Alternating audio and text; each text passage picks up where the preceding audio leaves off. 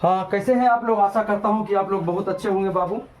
आज जो है क्लास 10 बिहार बोर्ड के स्टूडेंट के लिए चैप्टर 6 हिंदी गोधूली बहादुर नाम है चैप्टर का, और इनके लेखक अमरकांत जी हैं।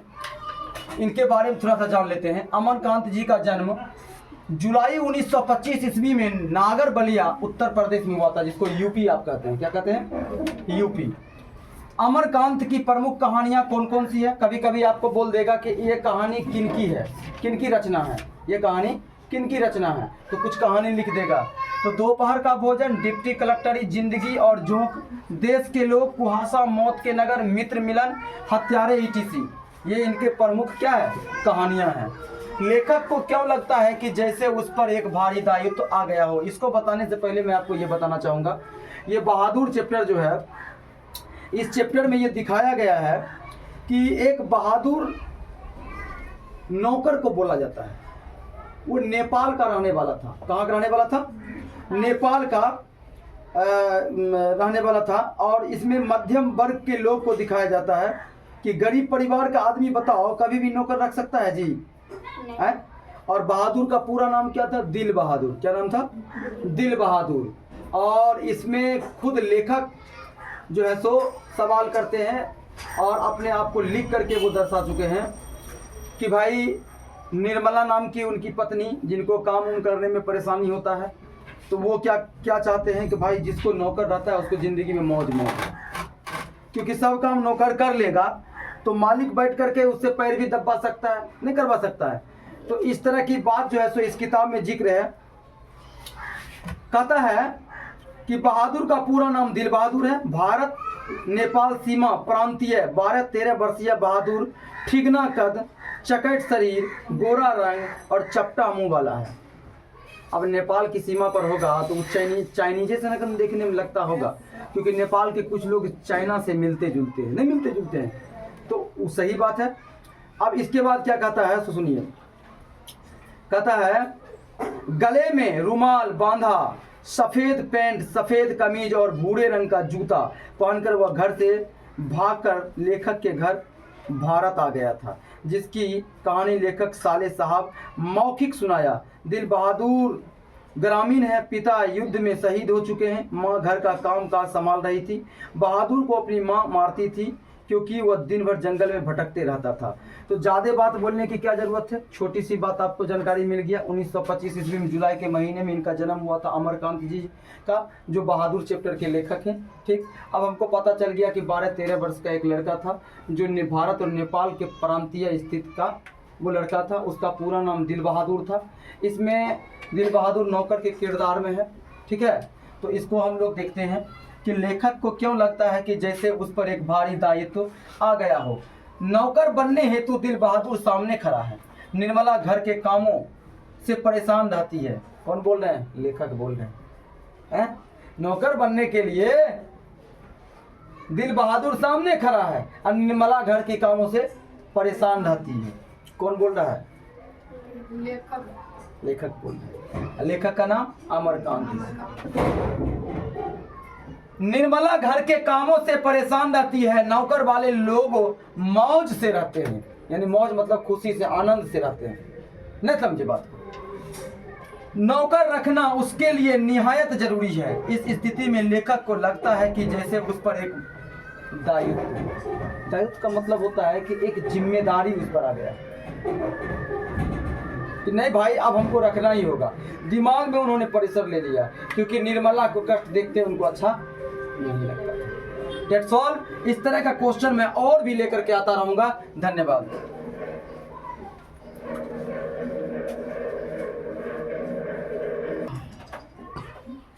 हाँ, तो प्यारे स्टूडेंट, आपको पता हो जाना चाहिए कि बहादुर चैप्टर चल रहा है और इनके लेखक है अमरकांत जी। और इसमें 12-13 साल की लड़का जो है दिल बहादुर, जो भारत और नेपाल के प्रांतीय बीच से वो लड़का घर से भाग करके लेखक जी के दरवाजे पर आ गया था।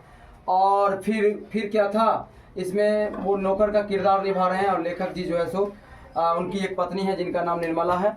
खास करके आपको बता देना चाहता हूँ, अमरकांत जी इस लेखक के, इस चैप्टर के लेखक हैं। इनका जन्म 1925 ईस्वी जुलाई में उत्तर प्रदेश में हुआ था। ठीक है, तो अब आप ये जान लीजिए बाबू कि अपने शब्दों में पहली बार दिखे बहादुर का वर्णन करें। देखिए, बहादुर खड़ा अपनी आंखें मलका रहा था, ऐसे, कभी ऐसे तो कभी ऐसे, चिपटा मुंह, गोरा चेहरा, नाटा आदमी, हाफ शर्ट पहन ले, गला में रुमाल बांध ले, तो लगता था लफुआ की तरह, लेकिन इसको नौकर बना दिया। तो ठीक है, मलका रहा था।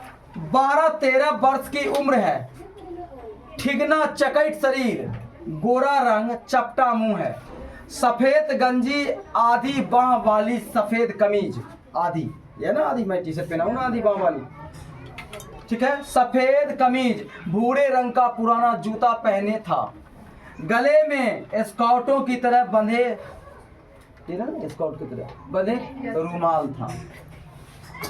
लेखक को क्यों लगता है कि नौकर रखना बहुत जरूरी हो गया था? तो लेखक को भाई को देख करके लगता था कि भाई हमार भाई सब जो है नौकर रखता है, तो हमार भाभी सब भर दिन आराम से सुतल पड़ल बैठल रहती है, और एक मेरी पत्नी निर्मला है जो दिन भर बेचारी काम कर करके परेशान रहती थी, और वो अस्वस्थ यानी बीमार भी रहा करती थी।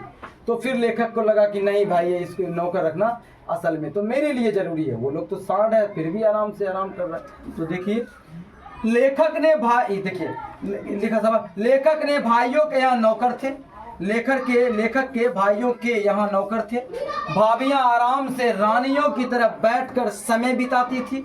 उसके विपरीत लेखक की पत्नी निर्मला भर दिन काम करते करते परेशान रहा करती। उस पर से निर्मला अस्वस्थ भी रहने लगी थी। ऐसी हालत में लेखक को लगता है कि नौकर रखना बहुत जरूरी हो गया है। अच्छा समझ में आ गया होगा। अब इसको आप स्क्रीनशॉट जो भी करना है कर लीजिए। ये सब 2026 के लिए तैयारी में आप इस सबको आपको लिखाया जा रहा है, और उम्मीद रखिए कि ये सब सवाल बिल्कुल ही सटीक है, बहुत ही सटीक है, सरल है, जिसमें कोई दुराई नहीं है। फिर भी अगर आप लोगों को लगता हो तो आप कमेंट बॉक्स में लिख सकते हैं। ठीक है, धन्यवाद।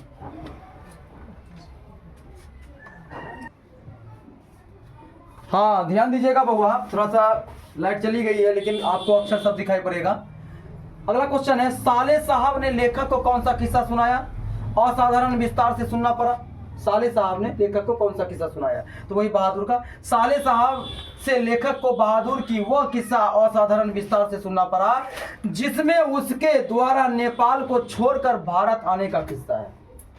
नेपाल छोड़कर के भारत आने का किस्सा है, क्योंकि वो गरीब परिवार का था, घर में काम काज सही से नहीं कर पाता था, भैंस नहीं चलाता था, माया ओकरा मार मार का मरा कर दिया और बेचारा वहां से भाग करके कहाँ चला आया? इंडिया चला आया। बहादुर अपने घर से क्यों भाग गया था? तो बहादुर की माँ उसको बहुत मारती थी। एक दिन भैंस के कारण गुस्सैल माँ ने उसे अधमरा कर दिया। उसी गुस्से पर वह कहाँ भक्या हो गया? भाग गया। ठीक है, तो इस तरह से वो नौकर बना। बाबू इसको आप नोट कर लीजिएगा। ओके,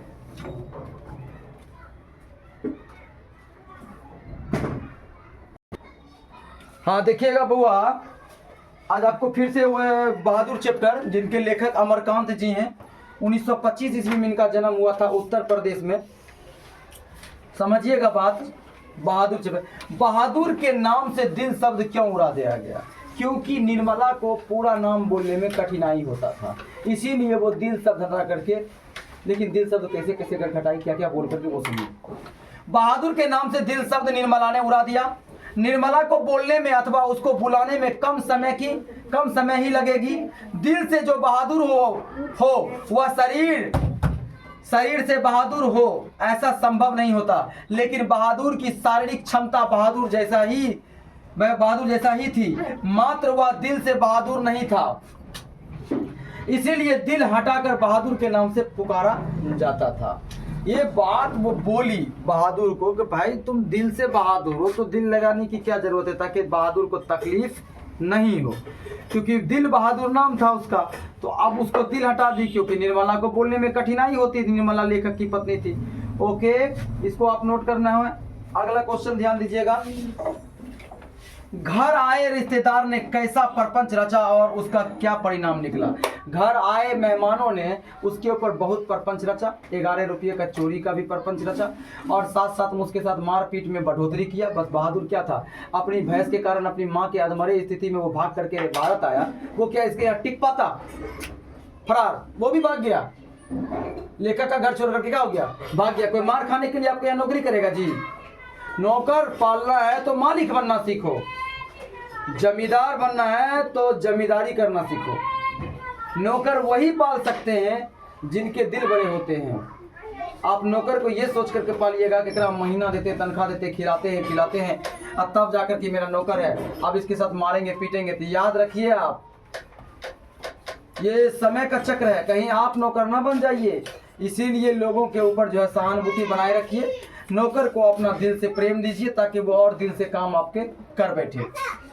घर आए रिश्तेदारों ने कैसा प्रपंच रचा और उसका क्या परिणाम निकला। लेखक के घर आए रिश्तेदारों ने 11 रुपये चोरी का प्रपंच रचा, क्योंकि उनको वहां कुछ खर्च नहीं करना पड़े। इस प्रपंच के परिणाम स्वरूप लेखक भी अपनी सूझबूझ खो दिए। घर के लोग बहादुर को मारने पीटने की क्रिया में बढ़ोतरी आ गई। उसी प्रपंच के कारण वह लेखक का घर छोड़ करके भाग भी गया।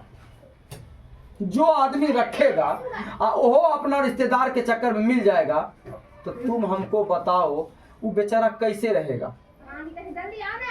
समझ में आ गया मेरी बात? तो आप इसको नोट कर लीजिए बउआ। अच्छा लगा होगा तो लाइक सब्सक्राइब जरूर करिएगा, शेयर बटन थोड़ा शेयर भी कर दिया करिएगा। और इस तरह का मैं क्वेश्चन लेकर के बिल्कुल आता रहूंगा। धन्यवाद।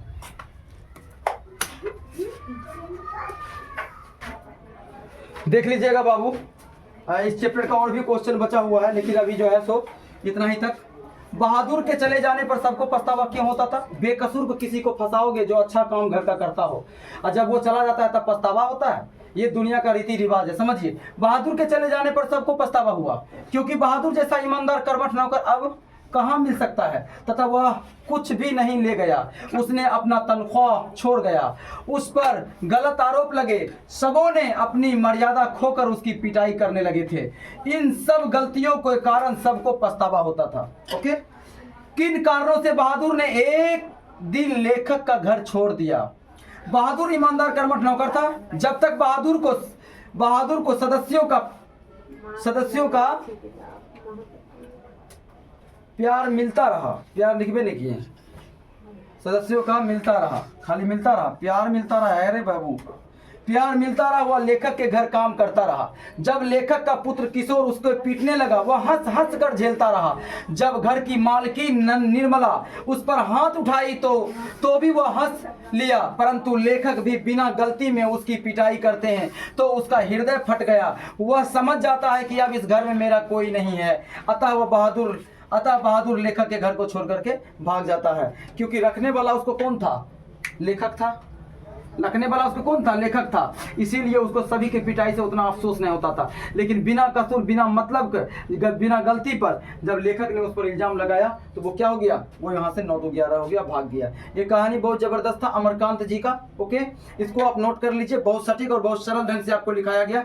इसमें कुछ ग्रामेटिकल शब्द हैं, उनको अगले वीडियो में किया जाएगा। धन्यवाद।